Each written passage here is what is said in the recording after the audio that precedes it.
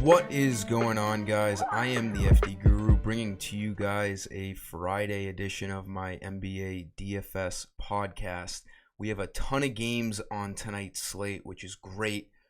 Ending the work week with a bunch of games to pick from. There's already some value out there.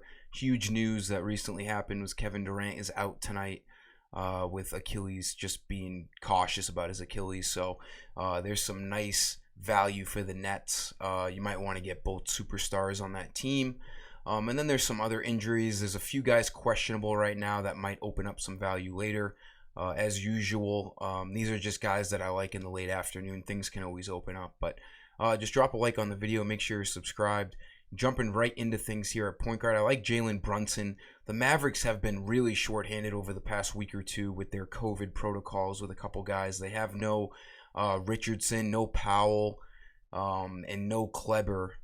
So Brunson starts, and he's been playing some good minutes since he's come back. 27 minutes in his first game, 33 minutes in his second. He needs 19 fantasy points to reach value tonight. He's done that in both games since coming back. I know he's, they have him as point guard, but he's not really a point guard from the Mavs. Obviously, Luka Doncic utilizes that entire offense, but Brunson can, get some points, get a couple rebounds and assists, and get to that mark. He's a nice little spend down at point guard tonight.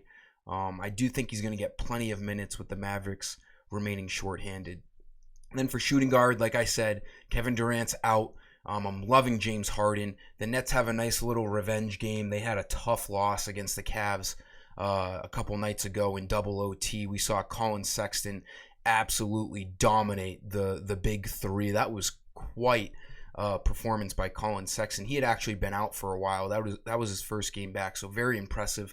The Nets should be able to bounce back tonight, even without KD, and bring home a win. I think James Harden is an absolute lock at shooting guard at 10,700.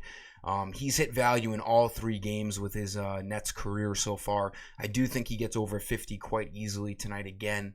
He reached that mark even with KD on the court and Kyrie. So without KD, Kyrie as well could be a really good play along with James Harden tonight. Small forward, I like Jaylen Brown. They knocked down his price like $600 since the last game, and he's got the same opponent as he did last game, the 76ers. Jason Tatum remains out. Kemba Walker is the other star in this lineup. He has now been upgraded to about 25 to 28 minutes on his restriction, so probably next game he will be back to his normal minutes. But Jaylen Brown's still their number one guy here without Tatum. He didn't really have a good game last game. He was struggling shooting the ball. He had no defensive stats, and he still almost got to his mark. He only needs like 37 fantasy points tonight to reach value, and I think he gets there. He's averaging 41.5 on the year. This guy's been super consistent. He's getting a little bit overshadowed by Jason Tatum's star playability on the court, but Brown is right up there with Tatum. He is a stud for the future. I love him against the 76ers tonight. The Celtics are going to need him if they're going to pull off a win. They fell short last game. For power forward, I'm liking Isaiah Roby. Al Horford remains out for the OKC Thunder. Roby's been starting for them, and he's been a pretty impressive rookie so far while starting. Over the 3 games he started, mid-20s in minutes, mid-20s in fantasy points. He even got 34 last game. And the really great thing about this is he's like a James Wiseman or any other rookie. You're blowout proof. Whether you're crushing a team or whether you're getting crushed, these coaches like to run these rookies out no matter what and get them their minutes. Blowouts have been a really tough thing to avoid this year with losing guys in the fourth quarter. But Roby has that nice safe side of playing mid-20s minutes basically no matter what. And obviously with no Horford, he's going to start again. 4,500, his price is just not high enough. He should be around 5,000, maybe 5,500. So expect him to get over 25 fantasy points tonight to reach value. He's a great low spend down at power forward.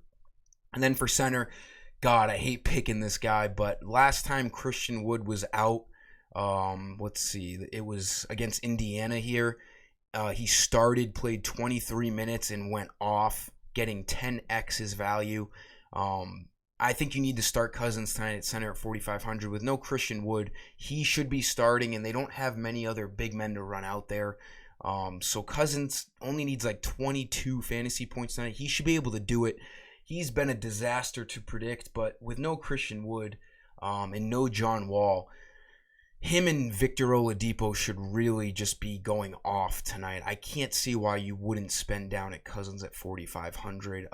Great matchup against Mason Plumlee and the Pistons. Expect Cousins to be just a fine value play tonight at center. That also up today's video, guys. As usual, I appreciate you. If you like the video, make sure you're subscribed, and let's get after it tonight. We have a huge weekend ahead, a big UFC slate tomorrow with Conor McGregor on the slate.